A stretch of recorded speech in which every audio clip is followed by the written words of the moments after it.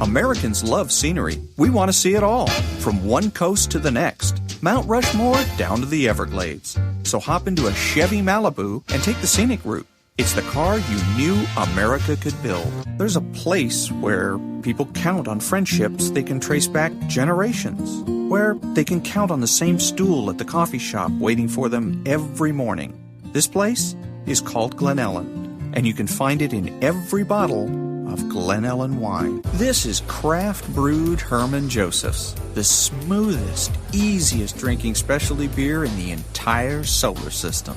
And I believe you'll find drinkable in the dictionary right after don't order a beer you can't drink. Zoingo! Boingo! The freestyle pogo with more boing, more bounce. Bounce further, bounce higher with Zoingo Boingo. To see what makes Arrowhead Mountain Spring water different from those other waters, you have to go back to the source. And with Arrowhead, that means going back a little farther and longer than most. Between security challenged and security strengthened, there's one important word: how.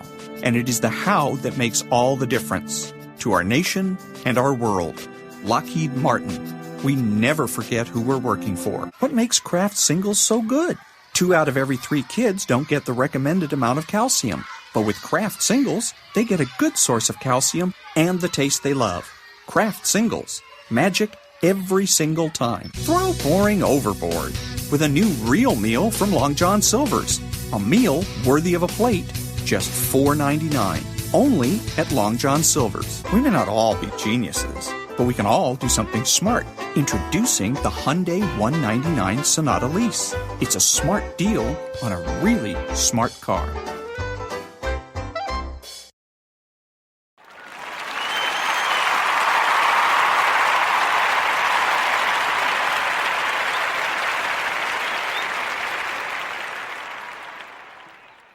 Don is my best friend, which just gives you some idea of the difficulty I have in making friends. Don is just about to sign one of the largest deals in the history of Las Vegas. Why he is signing Frank's deal, we'll never know.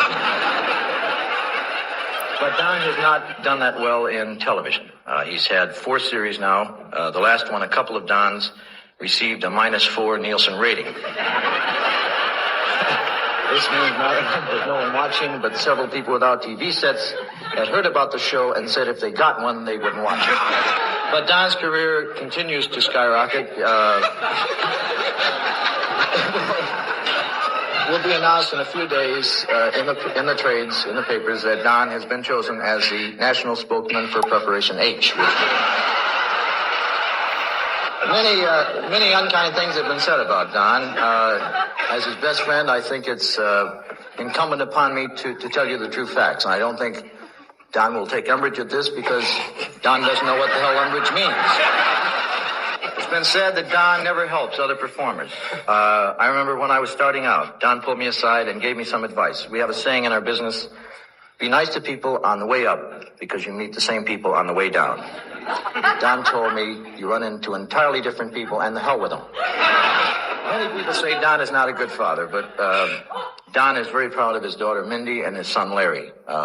I know this. I was in his house at the time. Larry came in. Larry wanted a turtle, and Don rushed out because anything Larry wants, he immediately rushes to get as soon as the football game is over. And brought him back a turtle, and Larry gave it to him next day and said, the turtle has blisters on his feet. And Don took it back to the pet shop. And the owner said, that's impossible. The turtles don't get blisters on their feet, and gave him some salve. And Don helped Larry put the salve on the turtle's feet. And the next day, Don brought back the turtle. It again had blisters. This went on for 5 days.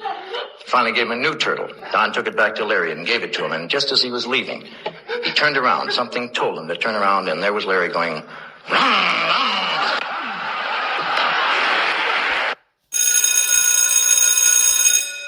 Good morning. It's Friday, Parenting Friday, October the 3rd, and this is The True Conservative. Welcome to all the butchers, bakers, and candlestick makers out there. I'm Ron, your host, and the only true conservative in the United States today.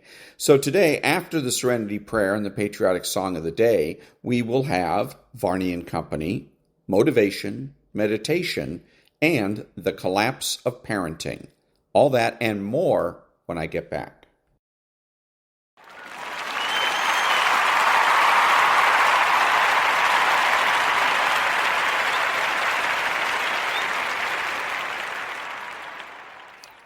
God, grant me the serenity to accept the things I should not change, the courage to change the things I should, and the wisdom to know the difference.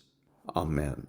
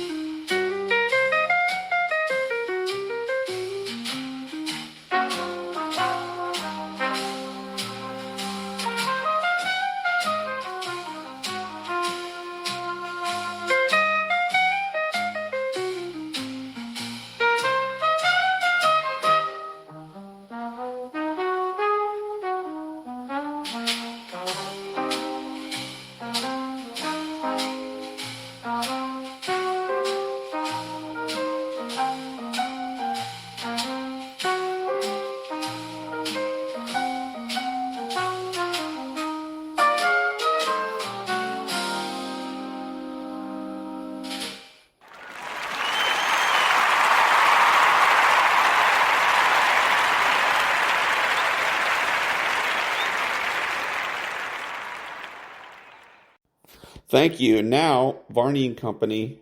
He picks it up now. Stu, take it away. Good morning, Maria. Good morning, everyone. Any progress in the shutdown? Maybe some glimmers of hope for a deal? The Wall Street Journal says President Trump's aides are aware of the political risks of healthcare cuts.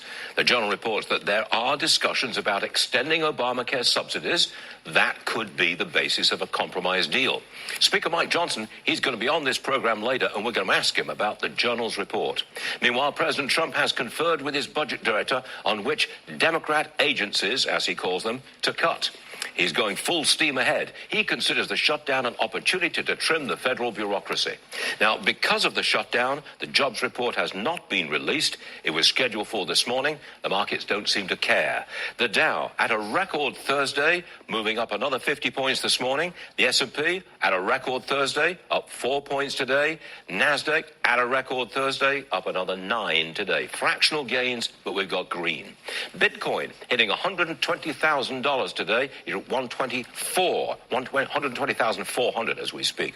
Little change for interest rates. The 10-year coming in at 4.10, and the 2-year still around 3.5%, a fraction higher at 3.56%. But look at gold backing away from $3,900 an ounce, but only just $38.99. There you go, $3,900 an ounce, just to call me. I'm wrong. Politics. President Trump is considering a $10 to $14 billion aid package for farmers. China's not buying our soybeans, and our farmers are suffering. The bailout will be paid for with tariff revenue. Violence in Portland, Oregon overnight. Crowds fought ICE agents who were attacking ICE officers. Chaos in downtown. Local police did not intervene. In a related story, Apple has taken down the app that allowed people to track and anonymously report sightings of ICE officers. It's gone. On the show today, Bernie Sanders teams up with Zohran Mandami to make the local mayoral election a national election. Bernie says if Zohran can take on the billionaires in New York and win, far-left policies can win anywhere. And finally, Taylor Swift's new album, The Life of a Showgirl, it's been released. It's already breaking streaming records, we are told. She will have a special in the theaters this weekend, but she says with this album, she's not going on tour. Friday, October 3rd, 2025.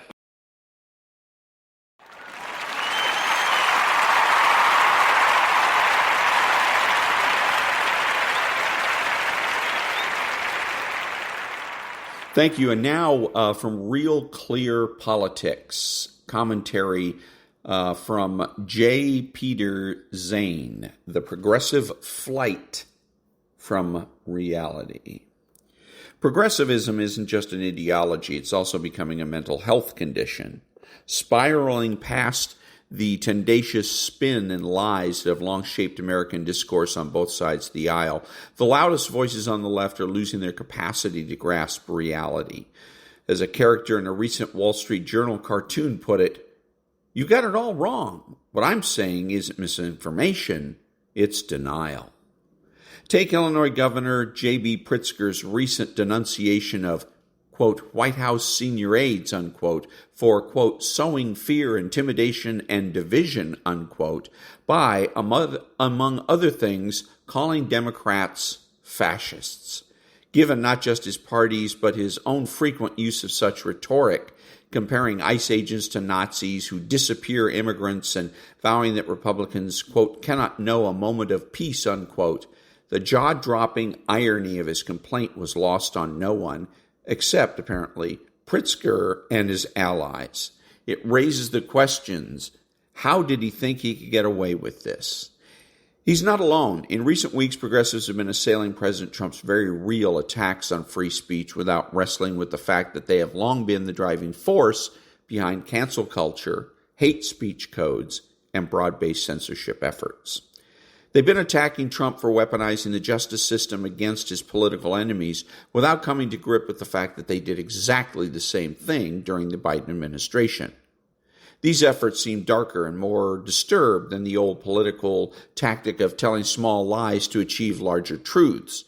More than simply Trump derangement syndrome on steroids, they redirect the progressives' flight from reality into a world of their own making, a belief that the visions inside their head are truer than what the rest of us can plainly see. Where sane people try to work through the ineluctable contradictions of their own thoughts, which many on the right are struggling to do in response to Trump's overreach, progressives have abandoned this mental effort. Poisoned by leftist arguments that there is no truth, only power, they believe they can make things so by simply saying them, which is crazy.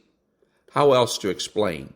An August article in the New Yorker that stated, quote, liberals used to be the counterculture. Today, they're the defenders of traditional norms and institutions, unquote. That, of course, might come to news to those who disagree with the liberal view that sex is assigned at birth and who always thought equality, not equity, was the foundation of American liberty. A September column in the New York Times that quoted a University of Pennsylvania historian who claimed that Obama and Biden, quote, didn't think they had the power to disregard statutes passed by Congress and the text of the Constitution.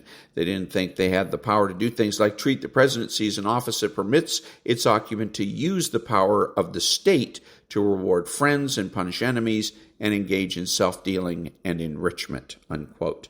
Evidently, Professor Kate Shaw is unaware of the multiple cases brought against Donald Trump and his allies, the business dealings of Hunter Biden, or the first son's pardon. Consider Jimmy Kimmel's infamous claim that Charlie Kirk's left-wing assassin was actually MAGA.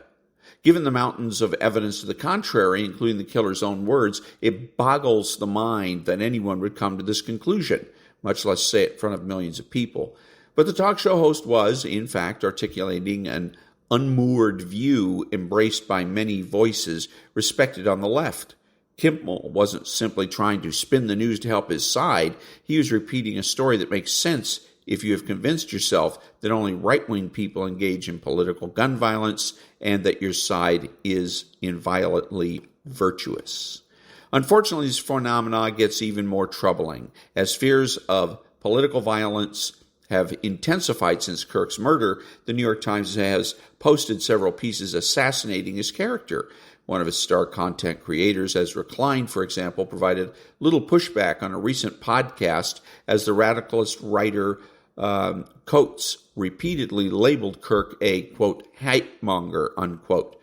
The newspaper also published a long essay by Nicole Hannah-Jones, who led the paper's controversial 1619 project, which tried to put slavery at the center of American history, which repeatedly called Kirk a bigot.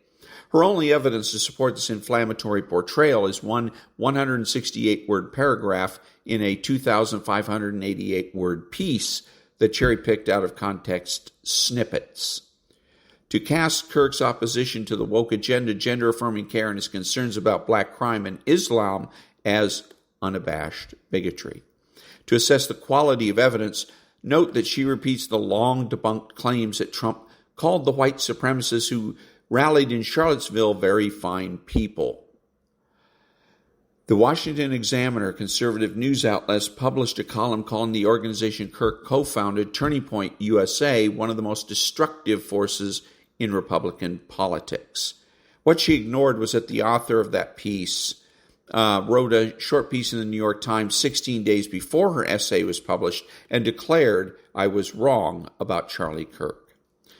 Hannah-Jones is, of course, entitled to her views, but not her own facts. It's telling that she and her editors thought it was appropriate to print a piece that made no effort to contextualize Kirk's statements or to try to understand why so many people in the world admired him.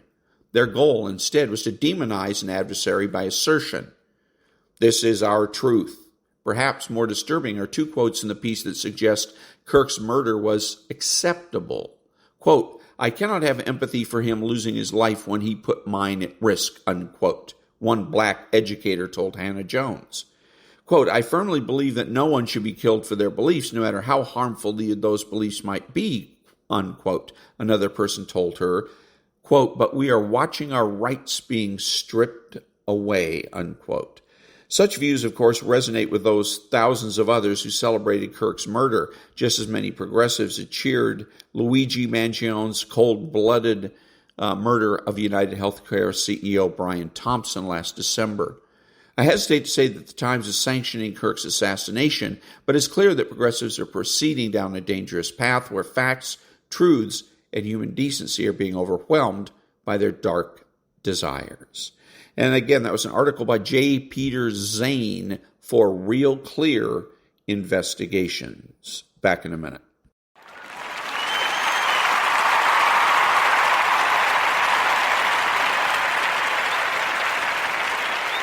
Thank you now, Alice Weidel.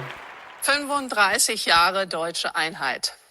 Wir Deutschen haben allen Grund, stolz auf diesen Tag zu sein.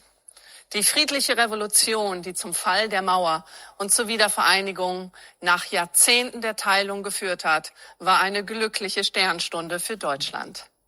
Unsere Nation hat unter Beweis gestellt, dass sie Großes leisten kann, wenn freie Bürger selbstbewusst für ihre Rechte einstehen und sich nicht von abgewirtschafteten Eliten einschüchtern lassen, die sich panisch an die Macht klammern und sie mit Verboten und Unterdrückung festhalten wollen.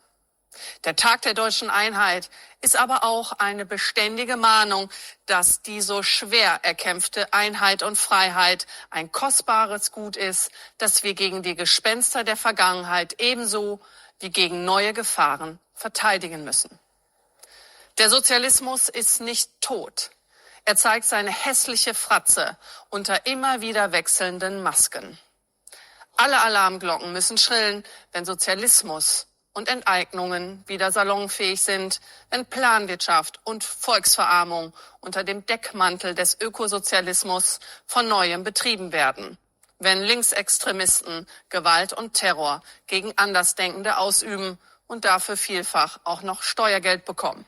Einheit, Freiheit und Rechtsstaat stehen auf dem Spiel, wenn die Mächtigen die Opposition verbieten wollen, die Bürger dressieren und entmündigen, Kritiker und Konkurrenten als Extremisten und Staatsfeinde brandmarken und undemokratische Brandmauern errichten, um den Willen der Wähler und Bürger auszuhebeln und den demokratischen Machtwechsel durch Wahlen zu verhindern. Es geht ums Ganze. Es geht um unsere Freiheit, um unsere Bürgerrechte und die Einheit der Nation. Kurz und prägnant steckt das in den Weckrufen der friedlichen Revolution, die heute aktueller sind denn je. Wir sind das Volk und wir sind ein Volk. Unsere Rechte und unsere Freiheit lassen wir uns nicht nehmen. 35 Jahre deutsche Einheit. 35 Jahre. And that was Alice Weidel. Back in a minute.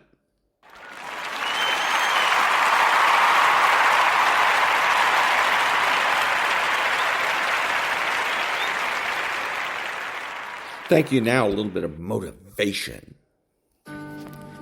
Sweat equity. Sweat equity. There's some things you're not willing to quit when you've invested that much into it. Some of y'all, you can quit because you ain't putting nothing in it. You ain't put enough work in it. You can just turn your back on it because you didn't put that much work into it. There's some stuff in my life I can't turn my back on it. I work too hard to walk away from certain things because I put too much in it. And some of you can easily walk away from stuff. It doesn't mean nothing to you. If this company means something to you, if this opportunity means something to you, you wouldn't quit and you wouldn't give up and you wouldn't give in. It's called character. You will grow through what you go through. The question is, are you willing to go through it? Sometimes a setback and you being in the dumps and miserable and frustrated about all of these things that keep going wrong and wrong and wrong and wrong, and you're looking for something to go right. When it finally starts going right, you're going to appreciate it that much more. You cry, you're hurt. At the end of the crying and the hurt, don't give me a story. I don't need a story. At the end of it, I need you to get a reward. You already cried. You've already sacrificed parties. You've already given up sports. You've already given up a whole lot of stuff. And now you're about to cry and give up. You're about to cry and go home. If you were going to quit, you should have quit before you started. You don't come this far. You don't invest this much time. You don't invest this much energy together. Recycle your pain. You can decide the shape, the form. You can decide the product that comes from your pain. Get something from it. You already in pain. Use it. Do something with it. Allow it to take you to the next level. Allow your pain to push you to greatness. This is what I need you to do for me. When you walk out of here, I just need you to keep walking toward it. I don't need you thinking about it no more. You're doing too much thinking. You analyze it too much. You're talking yourself out of it. I don't know if this gonna work. I tried and it didn't work. I just need you to keep moving. I need you to make up in your mind that the only way you can lose is if you quit. I just need you to keep going. When you out there dealing with the real world, it ain't pretty. You got to have heart. Get some heart. It can be fixed and you can fix it. But when you pointing fingers and you talking about, I can't believe stuff change. The weather change every day. You don't complain about that? When you get out there, I need you killed or be killed when you get out there. We ain't playing no more. We ain't taking no prisoners no more. When you get out there, whatever you can get, go get it. Because they gonna get it before you get it. And they ain't gonna give it to you. So you go out there and get what's yours. Ain't nobody about to give you your personal freedom. If you're going to get your personal freedom, they ain't giving it away. You gotta go get it. You gotta go earn it. That test might not go away. That pain might not go away. That fight might not go away. You are a warrior. It's time for you not to back up, not to give up, not to give in. You are a warrior. It's time to fight. If you're going through trials and tribulations, the best thing you can do is handle it. The worst thing you can do is panic. If you ever study an eagle, you see that an eagle flies best when there's storms and winds, because it doesn't have to flap. It uses the wind from the storm to elevate. And so I don't care what your trials and tribulations are, elevate yourself. Get beyond the clouds. Don't worry about your haters. Your haters are like pigeons. Pigeons can only fly so high. And so you don't have to worry about people and circumstances and situations. You just fly up to an altitude that they can't go to. You are in control. Not the little voice that gives you all the doubts and gives you all the negativity and gives you all the questions. You, the successful you, are in control. And you've got to continually beat that into your brain every time that little negative voice comes around that makes you feel insecure, that makes you feel less confident, that makes you feel like you're not enough. Stop being a victim. Stop letting life push you around and start fighting back. Because the minute you tell yourself that you control this is the minute you can start to change it.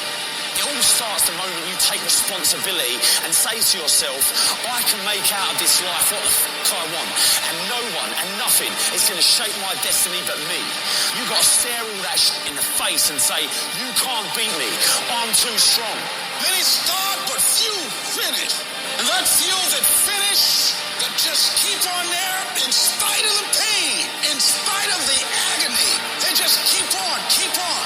And once they break through that wall, now it's just automatic. It's not a question of whether or not you will do it. It's done.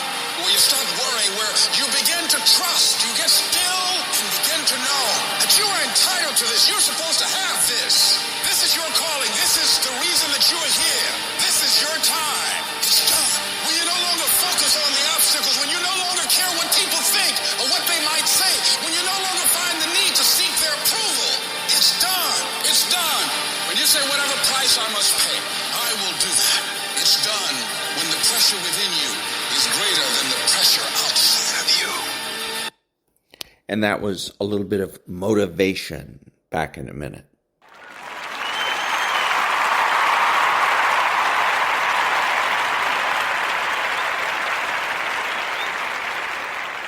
Thank you. And now a little meditation. Welcome, dear one. Right now, you've arrived at a sacred moment. A moment for deep rest.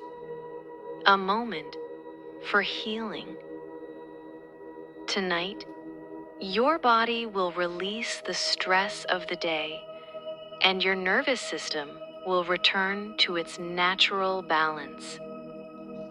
No need to try, no need to force.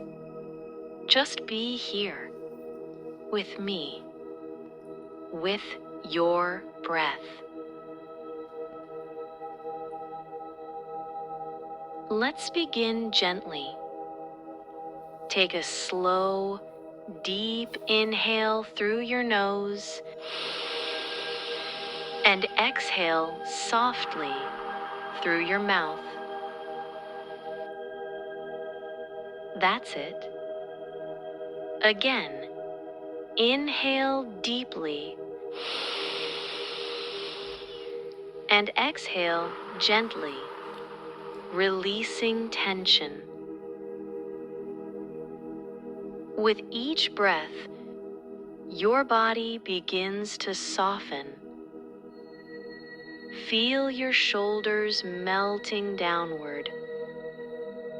Feel your jaw unclenching. Feel your belly expanding with ease.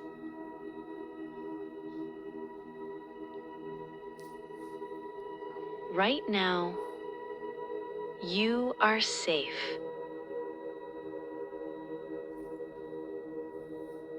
You are supported. There's nothing to do but rest.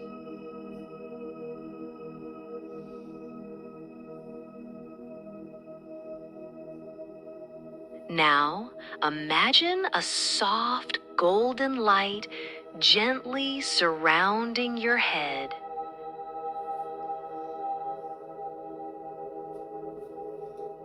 This light is calming your mind. With each breath, it flows down into your chest, your belly, your legs, all the way to your feet.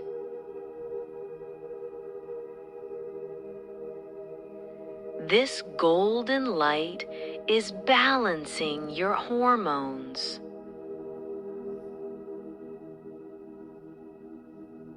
Soothing every cell in your body.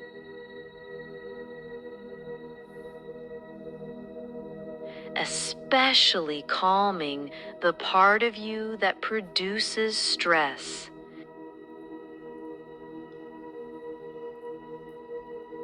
Your cortisol.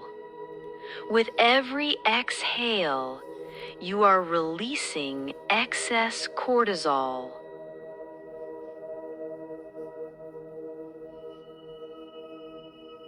With every inhale, you are breathing in balance, peace, calm.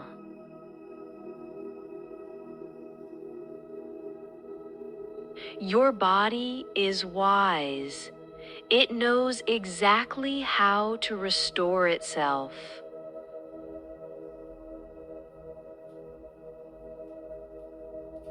Right now, your nervous system is shifting from stress into healing, from alertness into deep sleep.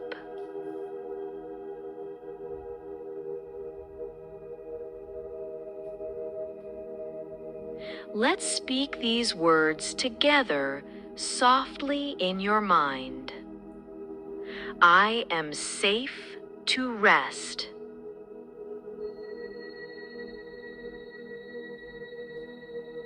My body knows how to heal.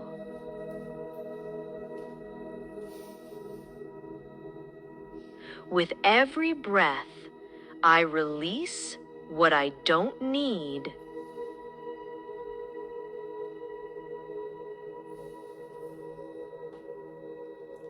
I welcome deep, peaceful sleep now.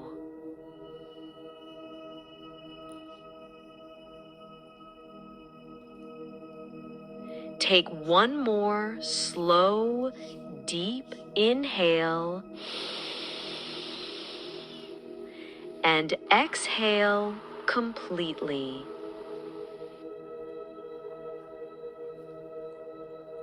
Your body is calm. Your mind is quiet. Your heart is steady. The healing has already begun. You don't have to control it. It's happening for you right now.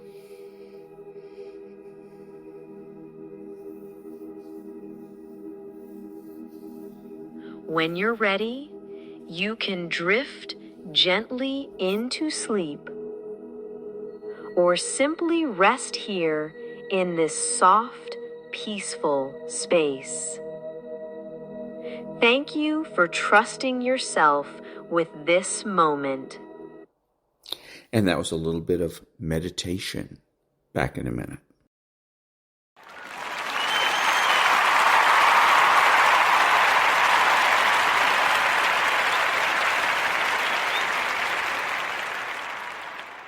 Thank you. And now from an X account, just in, Antifa are now assaulting police in Chicago outside the ICE facility.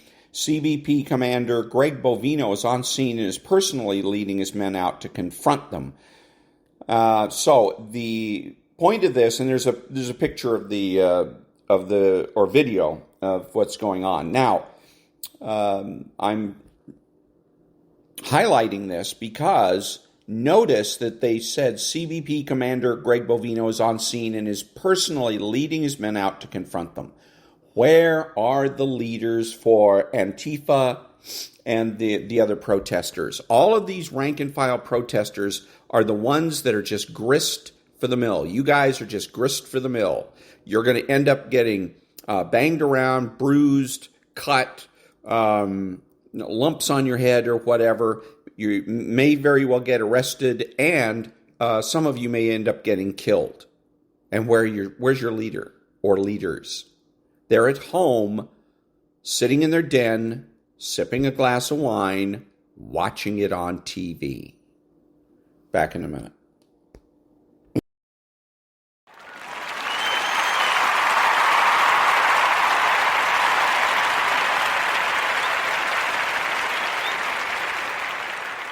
So here's another one on X. And again, there's a video tape to back it up. From David Harris Jr., let's turn this off.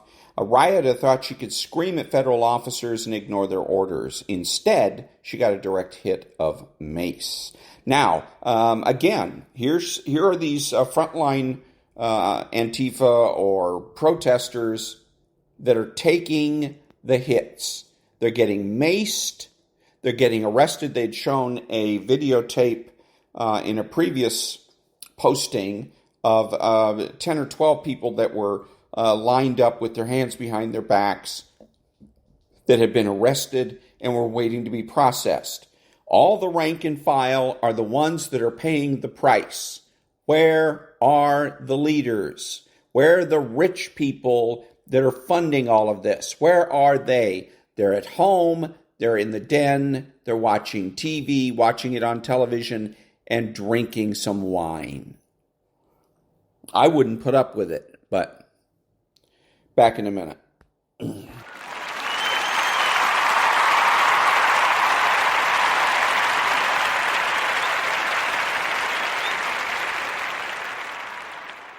Thank you. So here's a couple of more examples. A leftist just jumped onto federal property at the Portland ICE facility and challenged agents to do something about it. And they did, quickly. Dude ended up on the pavement, arrested, and dragged into the facility. Here's another one. Finally, Illinois state troopers cracked down on ICE facility agitators, arresting protesters outside the Broadview ICE facility. So those are two, again, examples of rank and file protesters, rank and file, they might be Antifa, who knows, that are getting hurt. They're getting slammed into the pavement. They're getting arrested while their leaders are at home in the den drinking wine and watching it on TV. Back in a minute.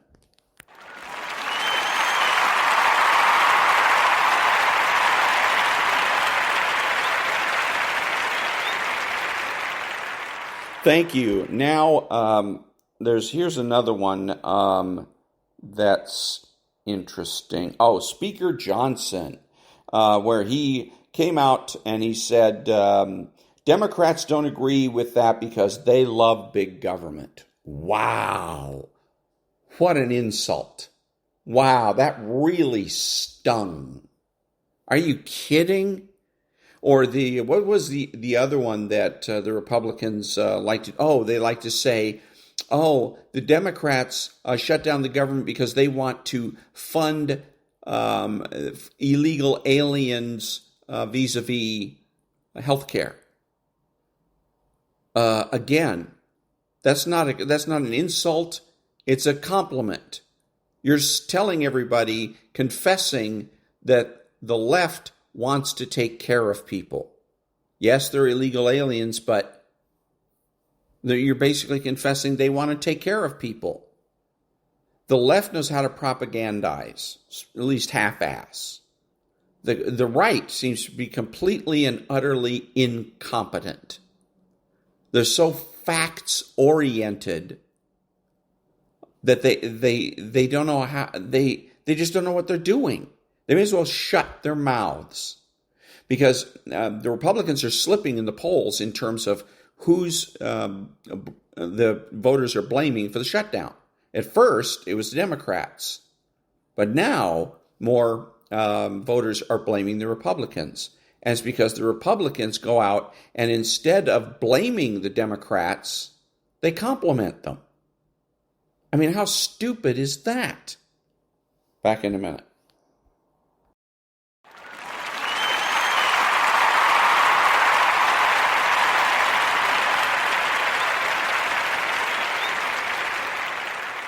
Thank you. And now, the collapse of parenting. When my late mother, Dr. Janet Sachs, graduated in 1953 from the Case Western Reserve School of Medicine, she was one of just 2 women in the graduating class of more than 100. In that era, the 1950s and earlier, young women were told that they could be nurses, but not doctors, secretaries, but not lawyers, teachers, but not principals. There were some exceptional women, like my mother, who transgressed those barriers, but they were exceptions. Second-wave feminism from the 1960s onward sought to open more doors for women, and did so with considerable success. In the 1970s, 1980s, 1990s, and 2000s, there was a rolling tide of first woman to lead a Fortune 500 company, Katharine Graham, 1972. First woman to be a U.S. Supreme Court Justice, Sandra Day O'Connor, 1981. First American woman to fly in space, Sally Ride, 1983. First woman to lead the National Institutes of Health, Bernadine Healy, 1991. First woman to be Secretary of State, Madeleine Albright, 1997. First woman to be National Security Advisor, Condoleezza Rice, 2001. First woman to lead Harvard University, Drew Gilpin Faust, 2007. First woman to be named a 4-star general in the U.S. Army, Anne Dunwoody, 2008. And so on. That's all great. But in recent years, there has been a peculiar twist. Instead of feminism marching on, the reality of the categories male and female has come under attack. One example, go to Amazon.com and sign your kid up for the Amazon Kids Plus app. Amazon Kids Plus promises a safe space for kids to explore, with choices carefully curated for your child based on your child's age.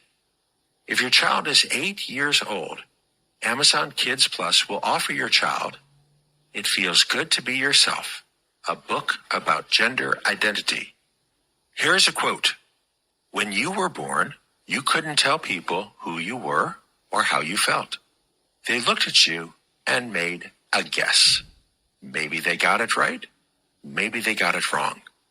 You might feel like a boy. You might feel like a girl. You might feel like both boy and girl, or like neither. You might feel that your gender changes from day to day or from year to year.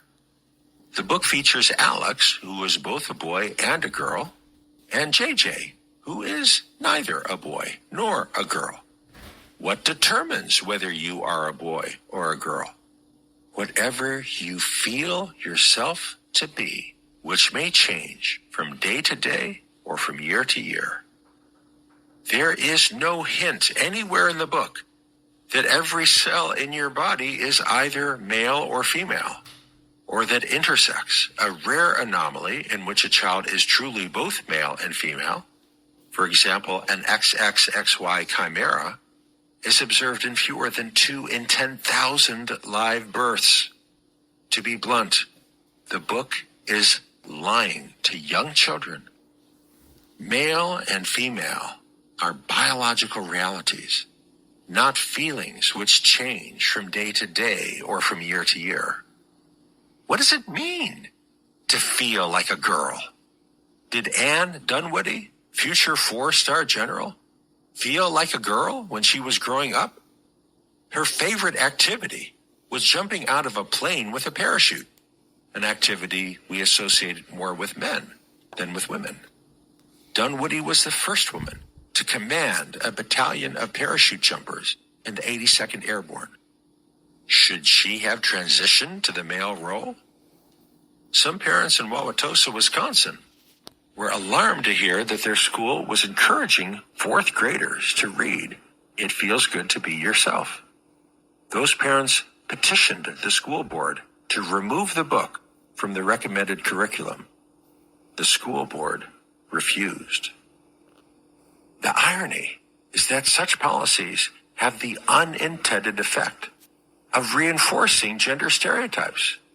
The girl who wants to be a Marine, the boy who wants to dance ballet and design sparkly costumes, are now asked whether they are transitioning to the other gender, whether they would like to change their pronouns. Journalist and author Nina Power recalls that as a child, she only did boy things, wore boy clothes, insisted on a boy's haircut, and had nothing to do with anything pink or girly. If you'd had asked me at 11 if I wanted to be a boy, I would have said yes. But now, in her 30s, she is horrified at the idea that she might have been transitioned to the male role, undergone a mastectomy, and taken male hormones. In her article, The Trans War on Tomboys, she writes, "Children must be allowed to grow up without having their normal behavior pathologized. Adults must face up to their duty to protect children and teenagers from their own desires, and not to imagine that their children know best." Not to imagine that their children know best. I repeat that phrase because I think it's the key to our discussion here. American popular culture now operates with the implicit or sometimes explicit assumption that the child knows best, that the child is better qualified than his or her own parents to determine where his or her best interest lies. Jessica Bradshaw is a mother in California who discovered that her 15-year-old daughter had transitioned to the male role at school 6 months previously. School personnel had been addressing Jessica's child using a boy's name at the child's request, but neither mom nor dad had been informed. When Jessica reached out to the school to ask why nobody had informed her that her daughter was now her son, a counselor explained that the child didn't want the parents to know, and that the school had to respect the child's wishes. The child had previously been diagnosed as being on the autism spectrum, as well as having attention deficit hyperactivity disorder, ADHD, post-traumatic stress disorder, PTSD, and anxiety.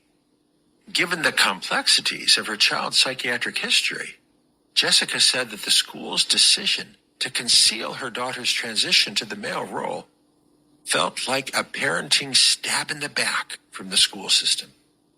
It should have been a decision we made as a family. Parents in Eau Claire, Wisconsin, sued their school district, claiming that the district was transgressing on the rights of the parents. Their lawsuit included a photo of a flyer that a teacher posted at school that read, "If your parents aren't accepting of your identity, I'm your mom now." The lawsuit also noted the district's official training for teachers includes a slide which reads, "Parents are not entitled to know their kids' gender identities." In Michigan and in New York, teachers used students' legal names when talking with parents, but used the students' new other gender names and pronouns in class. in order to conceal from parents the fact that the student had transitioned to the other gender. California, New Jersey, and Maryland now have official statewide guidelines in place advising teachers not to inform parents when their child has transitioned to the other gender. ACLU lawyer John Davidson said, "Parents don't have a constitutional right to dictate to schools how they should create an optimal learning environment for students." I understand that in the rare case of an abusive parent, a school may need to conceal some information from a parent. But most parents are not abusive. These new policies assume that parents are the bad guys. The default setting is to keep parents uninformed. These policies deliberately negate the authority of the parent to determine what is best for the child. The website GoFundMe is the world's largest crowdfunding mechanism, having raised more than $15 billion since its founding in 2010. The website encourages individuals who wish to transition to the other sex to use GoFundMe to raise money for their transition, and it provides free promotion for those web pages. GoFundMe makes no mention of any age limit or any requirement for minor children to have parental consent. The only requirement is that you have to say that you are 13 or older to open a GoFundMe account. And the internet is already full of stories of teens under 18 boasting of using their GoFundMe accounts to pay for their gender transitions. True story. A husband and wife had 2 children, an older son and a younger daughter. The girl had always been a girly girl. She loved Barbie dolls. She insisted on dressing up as a princess for Halloween year after year. She liked to draw colorful landscapes in pastels. I have several of her drawings. But at age 14, she plunged into depression. She found videos on social media promising her that if she transitioned to being a boy, her depression would be cured. She told her parents that she was a boy and she wanted to transition to the male role. They refused. She ran away from home and petitioned the state of Arizona, where the family lived, to allow her to become a ward of the state and to transition to the male role. The state agreed. The parents sued to regain custody of their daughter. The attorney representing the parents hired me to serve as an expert witness. So I went on Zoom on the appointed date and testified under oath.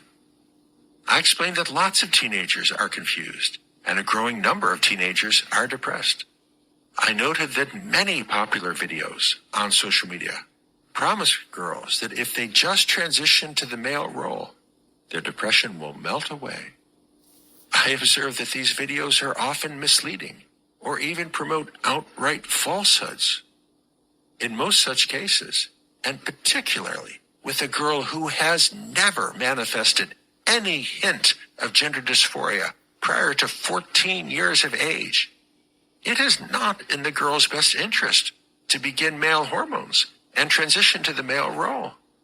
Evidence-based best practice in this case would be to treat the girl's depression with antidepressant medication and counseling, but not to begin male hormones and not to transition to the male role. Is your recommendation in accordance with the guidelines of the American Academy of Pediatrics? The judge asked. No, it is not, I conceded. The Academy guidelines would recommend that this girl transition to the male role.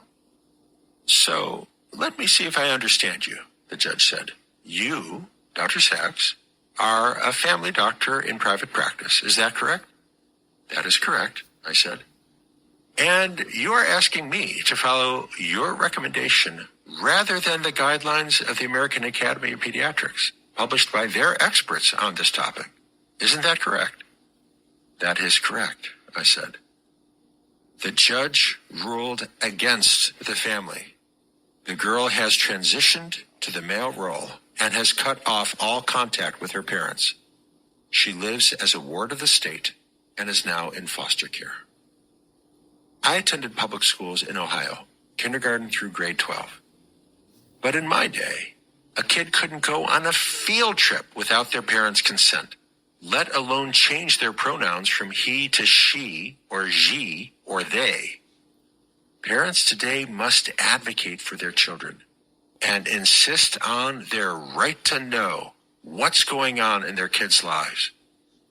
Most teachers and most school leaders are willing and even eager to work with parents. Most primary care physicians and providers correctly regard a good parent-child relationship as essential to a child's well-being. But there are some teachers and some school administrators and a few medical providers who have a hostile attitude toward parents, who regard you as the enemy. You have to be on your guard.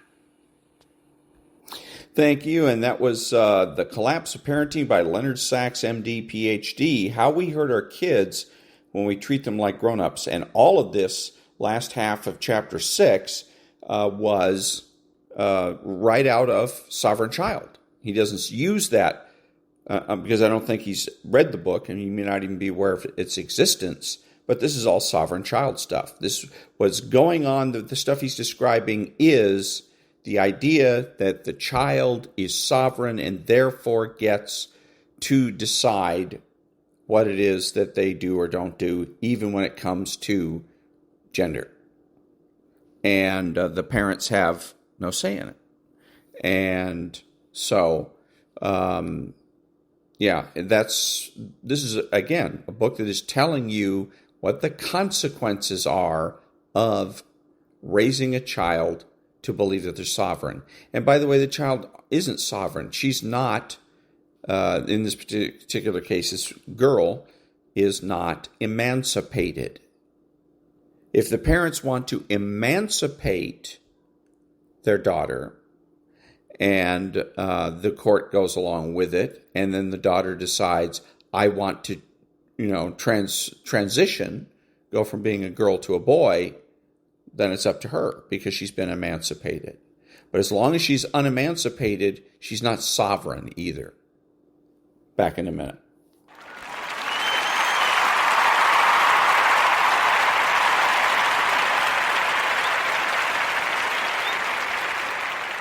Thank you. This is Ron, your host, the only true conservative in the United States today, bidding adios to all the butchers, bakers, and candlestick makers out there, and reminding you that subjective individualism is your idea.